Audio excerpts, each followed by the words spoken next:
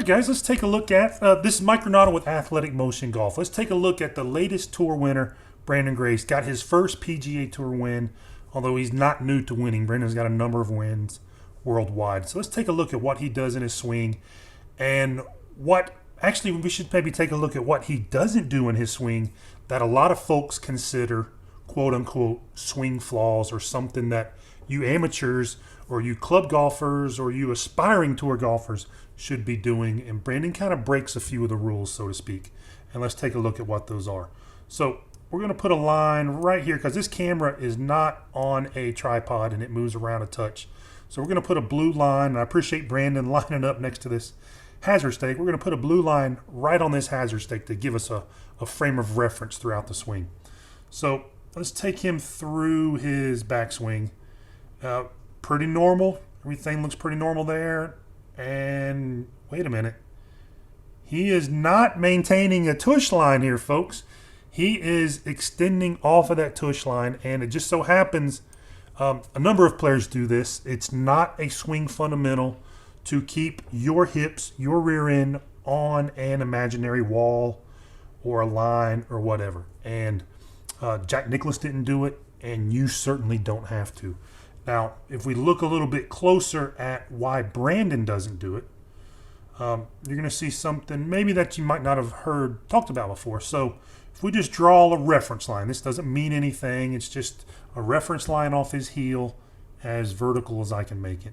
You can see he has a lot of mass from the bottom of his hamstrings up to the bottom of his thoracic spine behind that line.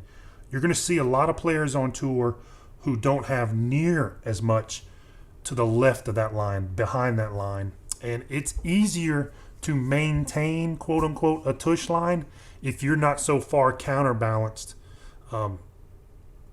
at the setup. Now, the tush line is all based off of setup, and which really makes no sense to me because you're assuming that everyone's setup is correct or dynamically in balance before it even starts and all of those things. And I'm sure this is comfortable for Branden. I'm sure he likes this setup. It certainly serves him well, but that doesn't mean he has to stay in these angles. He certainly doesn't have to keep his rear end on a line. He finds his dynamic balance beautifully, and that's what should happen in the golf swing. If you've played any other sports, you've never consciously thought about keeping your rear end in place. You don't have to do that with the golf swing either. Now, one of the other cool things that he does is he does not keep get or maintain or arch or bow or whatever. He does not have a flat left wrist at the top of his swing. A lot of players don't. It's not a imperative that you do. I get a lot of golfers that come in who think that's the case, that the left wrist needs to be flat or some cases bowed. You can certainly play great golf doing that. Been a lot of majors won doing that. There have been a lot of majors won not doing that. What's important is down by the golf ball, are you presenting the correct angles to hit the shot you're trying to hit? And what you're really going to see here is a huge case to be made that there's no angles maintained in the swing. I've heard this recently that you just pivot to the top, have the wrist hinge, and you just hold that through impact. And we absolutely know that's not the case. And this is a prime example. Branden has a cup left wrist here at the top. He takes it down late in the downswing. He's got a flat left wrist, and then through the ball, he's got another cup left wrist. So he's going from cupped to flat to extending again into cupped through the golf ball. And that's what great players do. No one holds angles. No one maintains angles. None of that stuff. And it's a really great concept to start to apply to your game if you haven't already done it. And the idea of holding angles, especially with some speed, if your idea is to generate clubhead speed, is to toss that right out the window because that does not exist.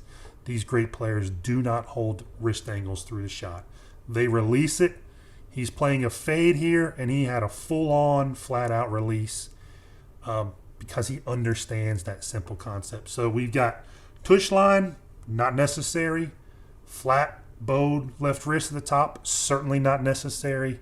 holding angles down through the bottom of the swing through impact, doesn't happen. Folks, you can learn a lot from this great, efficient move. And congratulations to Branden once again. Thanks for watching as always.